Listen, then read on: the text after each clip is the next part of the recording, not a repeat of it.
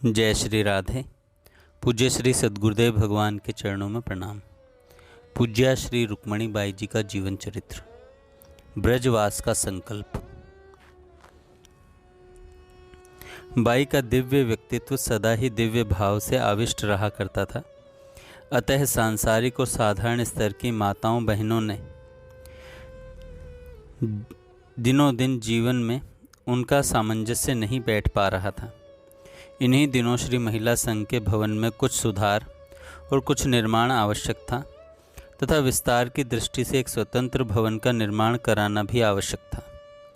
By का चिंतन श्री प्रिया प्रियतम के दिव्य भाव राज्य की नीति रीति से प्रभावित रहने के कारण इतना अधिक सैद्धांतिक था कि उस सैद्धांतिक आदर्श के अनुरूप कार्य करने से यथार्थ के धरातल पर सत्य यह है कि अत्यधिक विलंब तो होता ही, इसके अतिरिक्त सीमातीत व्यय होता, जिसको वहन करने की क्षमता श्री महिला संघ में नहीं थी।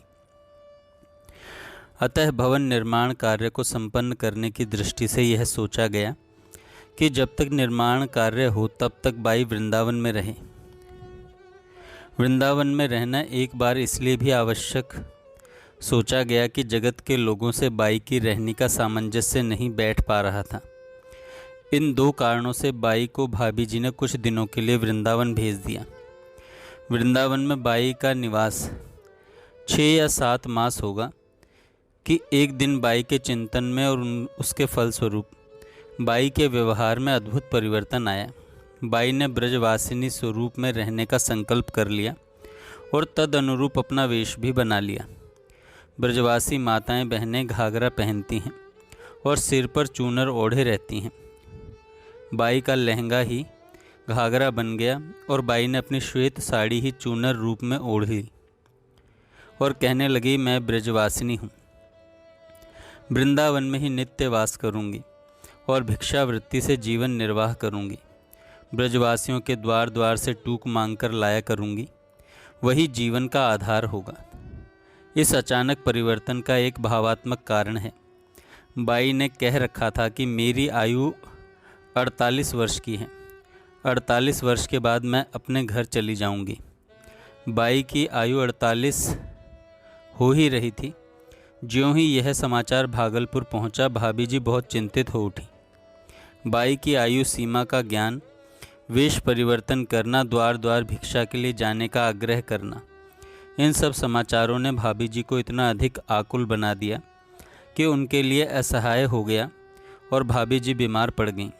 भाभी जी की रुग्णता का समाचार देने के लिए और भागलपुर वापस आ जाने का अनुरोध करने के लिए एक व्यक्ति भागलपुर से वृंदावन गया। उस व्यक्ति से भाभी जी की रुग्णता का समाचार सुनते ही बाई पर प्रतिकूल प्रतिक्रिया हुई और बाई की छाती में दर्द उभर आया। दर्द तो उभर आया, परंतु बाई भागलपुर जाने के लिए राजी हुई ही नहीं।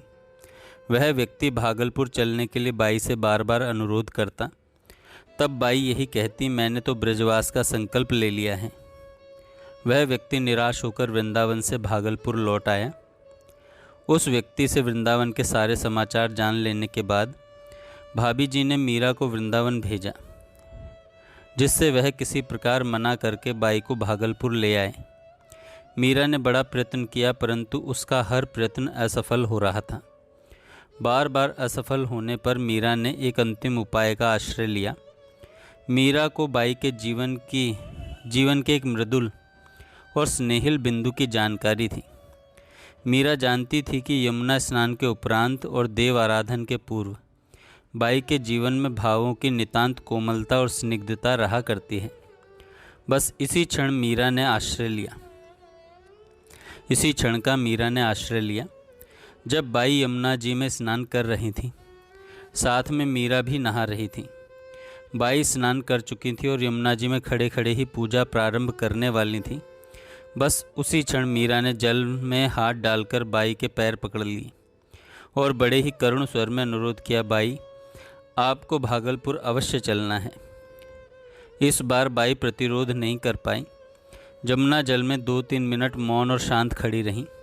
फिर बाई ने झुककर यमुना जी की रज हाथ में उठा ली और वह रज मीरा के हाथ में देकर कहा, यह मेरी यात्रा है, इसे मेरे निवास स्थान पर मत ले जाना। इसे ऐसे स्थान पर रखना जो यात्रा के मार्ग पर पड़ता हो और जहाँ से आगे की यात्रा की जा सके। बाई ने पुनः स्नान करके पूजा की और मीरा ने वह पावन यमुना रज लोटे में रखकर श्याम निवास पर रख दी। यह श्याम निवास विद्यापीठ चौराहे से आगे मथुरा मार्ग पर स्थित है। मीरा को अब पूर्ण विश्वास था कि बाई शीघ्र ही भागलपुर के लिए यात्रा करेंगी। मीरा अब उस दिन की, दिवस की कौन कहे, उस क्षण की प्रतीक्षा कर रही थी जब बाई वृंदावन से भागलपुर के लिए प्रस्थान करेंगी। वह संयोग से अगले दिन ही आ गया। अगले दिन प्रातःकाल पूज्य श्री लक्ष्मी नारायण जी वैद्य बाई के मिलने के लिए श्री कृष्ण कुंज आए। इनके आने की सूचना मिलते ही बाई अपनी कक्षा में नीचे आईं और बहुत देर तक परस्पर बातचीत होती रही। श्री वैद्य जी बाई के प्रति अत्यधिक भाव रखते थे। वे प्रायः कहा करते थे, बाई मैं तो आपकी छोटी सी बच्ची हूँ, आप मुझे उंगली पकड़कर श्री जी के धाम में पहुँचा दीजिएगा। बाई भी इनसे मिलने के लिए कई बार इनके निवास स्थान पर जाया करती थीं। इनके प्रति पूज्य भाव रखती थीं।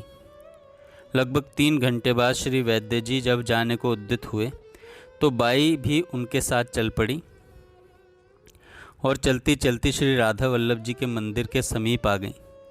श्री वैद्य जी तो अपने निवास स्थान की ओर चले गए और बाई श्री राधा वल्लभ जी के दर्शनार्थ मंदिर में चली गई।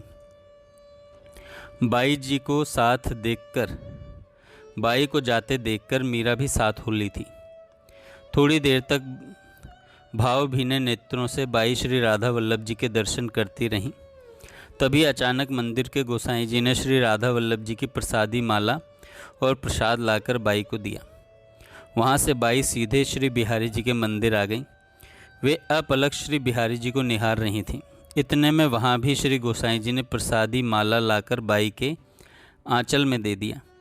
श्री बिहारी जी के मंदिर के बाहर आकर बाई ने घर का मार्ग छोड़कर वह मार्ग पकड़ लिया जो मथुरा की ओर जाता था। मीरा को आश्चर्य हुआ, बाई कहाँ जा रही हैं? मीरा ने पूछा, बाई आप कहाँ जा रही हैं? किसके घर जाना है? बाई ने कहा, मीरा मुझे तो श्री बिहारी जी और श्री राधा वल्लभ जी दोनों ने विदाई दे दी है, अब मैं जा रही हूँ। मात्र इतना बताने से मीरा को संतोष नहीं हुआ। मन मारकर मीरा भी चुपचाप बाई के साथ चल रही थी। मीरा ने फिर 1-2 बार प्रयास किया किंतु कोई समुचित उत्तर नहीं मिला। क्या ही संयोग की बात है, और इसे आश्चर्य की बात भी कह सकते हैं कि बाई वहीं आकर रुक गई जहाँ श्री यमुना रज से भरा हुआ लोटा मीरा ने रखा था। यह वही श्याम निवास था जहाँ बाई के पैर ठहर गए और बाई ने कहा, मैं भागलपुर जा रही हूँ। बाई ने कहा, मैं भागलपुर जा रही हूँ। जय श्री राधे। आगे हम कल सुनेंगे।